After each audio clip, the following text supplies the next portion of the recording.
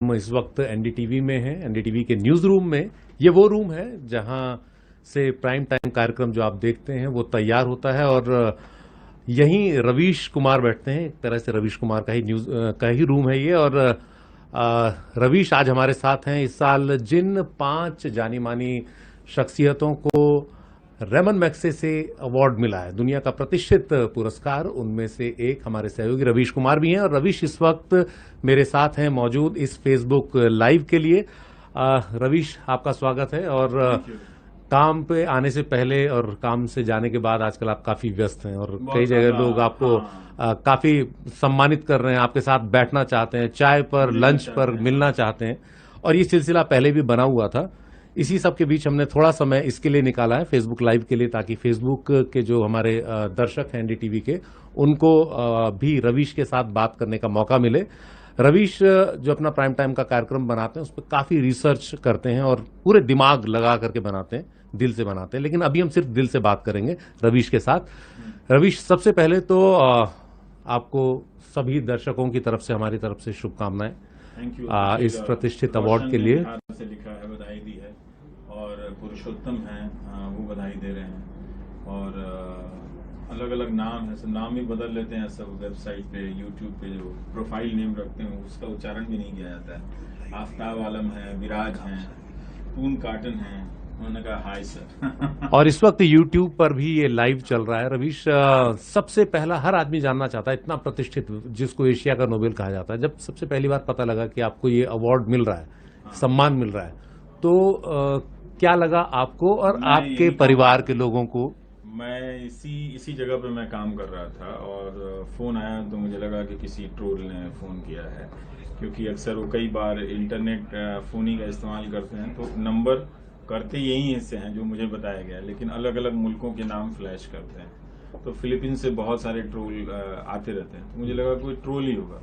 तो यहाँ बानी और वृंदा बैठे थे, मैंने इनको कहा कि हम आपको आज ट्रोल की जुबान तैयार सुनाते हैं, आप खुद को तैयार कर लें। लेकिन जैसे ही स्पीकर फोन ऑन किया तो किसी महिला की आवाज़ थी, लेकिन किसी महिला ने फोन करके गाली नहीं दी आज तक। तो फिर उसको जो लगातार डर बना रहता है। हाँ, डर बना रहता है। लेकिन हमने उसको बंद किया, उसका स्पीकर फोन, और बात किया। तो उन्होंने पूछा कि आप रवीश कुमार हैं, आप फोन क्यों नहीं उठाते हैं, हम इतने दिनों से आपको फोन कर रहे हैं। तो मैंने कहा कि अच्छा, मुझे तो पता नहीं था कि कौन है, आप क्यों फोन कर रही हैं। तो उन्होंने बताया कि हम रेमन मैग्सेसे फाउंडेशन से हैं और ये है कि हम चाहते हैं कि इसको आप सीक्रेट रखें, आप किसी को ना बताएं। तो बहुत कम लोगों को बताया था।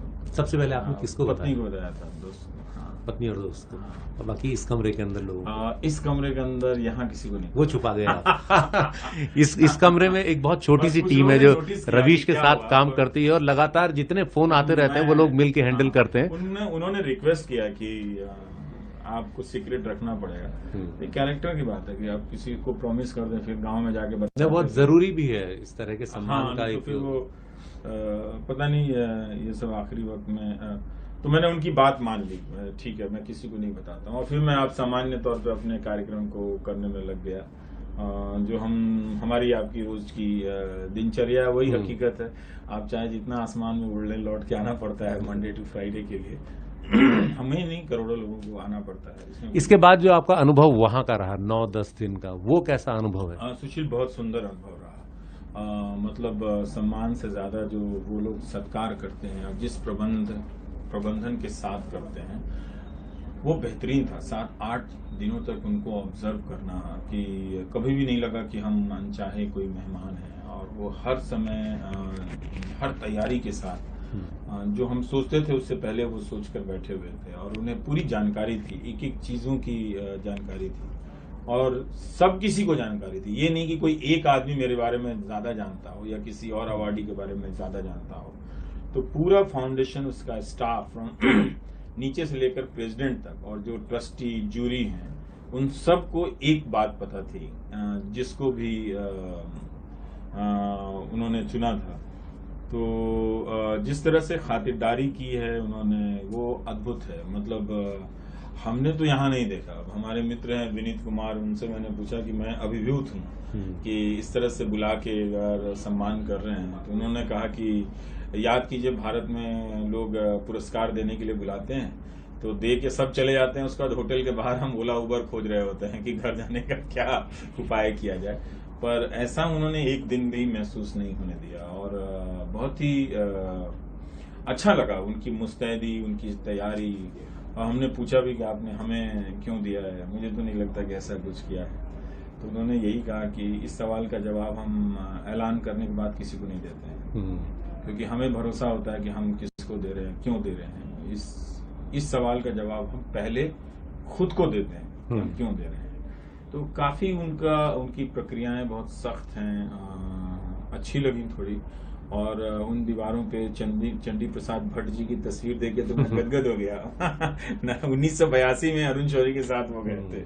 तो आज भी उनके बाल काले हैं, हालांकि उनकी दाढ़ी सफेद हो गई है चंडी प्रसाद भट्ट जी की, लेकिन तब भी उनके बाल काले हैं। तो उनके बाल काले हैं, मतलब 82 से लेकर 2019 तक, जो उत्तराखंड से आपके राज्य के शानदार शख्सियतों में से एक हैं।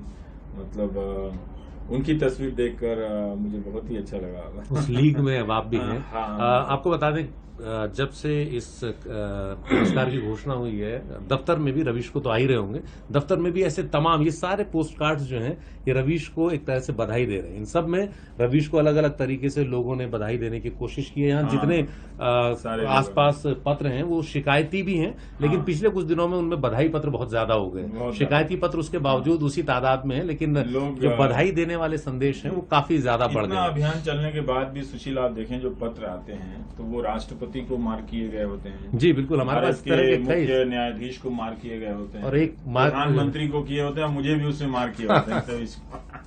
और यहाँ बैठकर हम उन चिट्ठियों को पढ़ते हैं, किसी एक आदमी के बस का उन चिट्ठियों को पढ़ना नहीं होता। कई बार हल भी नहीं होता, उसका हल निकालना भी आसान नहीं होता है, और संभव नहीं है कि इतनी चिट्ठियां पढ़ें। और ये सारी चिट्ठियां जबलपुर से आई हैं, और एक समूह ने लिखा है, ऑर्डिनेंस फैक्ट्री के लोगों ने अलग अलग जाने से पहले ये खबर हम लोगों ने की थी, जिसमें ऑर्डिनेंस फैक्ट्री के लोगों की हड़ताल और उनकी उन लोगों ने भेजा है कि आपकी पत्रकारिता को, और ये ऐसी पत्रकारिता होनी चाहिए, हिंदी अंग्रेजी में अलग अलग नाम से हाथ से लिखकर उन्होंने भेजा है इस पोस्ट कार्ड पे। तो मैं सबको निजी तौर पे तो शुक्रिया अदा नहीं कर सकता, पर जबलपुर वालों को दिल से शुक्रिया।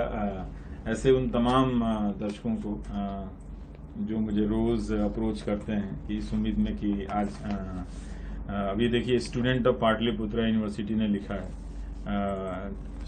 भेजी है, ये पत्र भेजा है।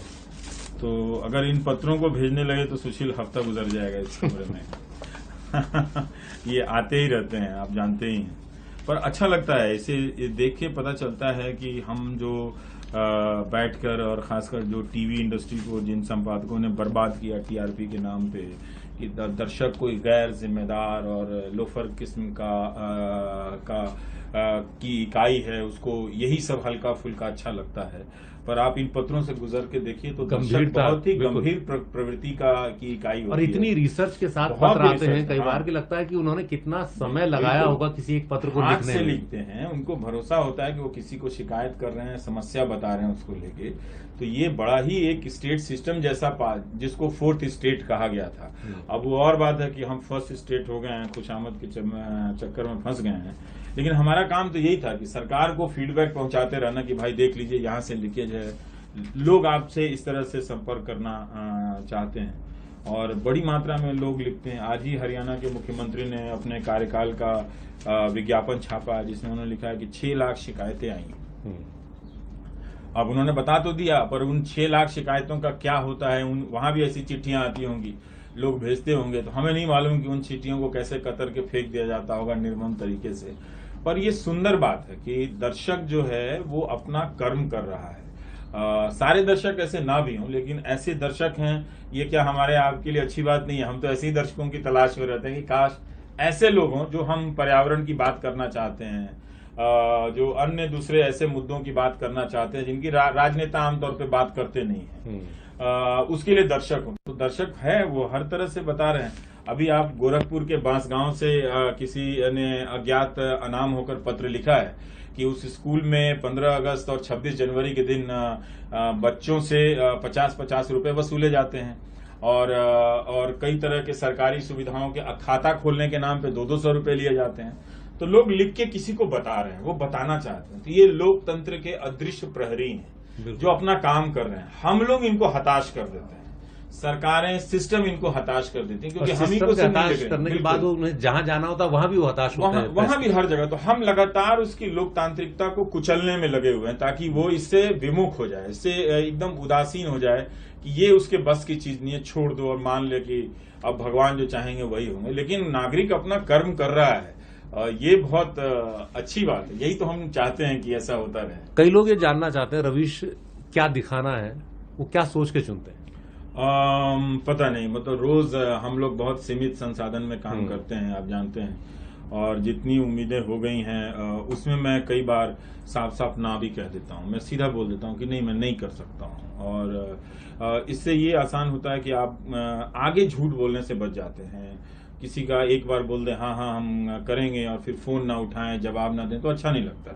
तो मैं साफ बोल देता हूं, उनको बुरा लगता है पर वो समझते होंगे कि ठीक है। कुछ लोग गुस्सा भी जाते हैं कि अरे आप कैसे मना कर सकते हैं, पर मना करना पड़ता है क्योंकि भारत की सारी खबरें तो अकेले हम नहीं कर सकते हैं। पर फिर भी हम कोशिश करते हैं कि उस 1 घंटे में उसका स्केल हमारी क्षमता के अनुसार और संसाधनों के हिसाब से थोड़ा बड़ा हो। लेकिन लोग जैसा शेप करना चाहते हैं, कई बार बुलेटिन वैसा ही बनता है। लेकिन उसमें एक कोशिश जो रहती है कि रिप्रेजेंटेटिव सैंपल उठाया जाए ज्यादा से ज्यादा, जिससे दिखे वो जो अब मीडिया जिस देश के जिन हिस्सों को नहीं दिखाना चाहता है और अब कभी नहीं दिखाएगा।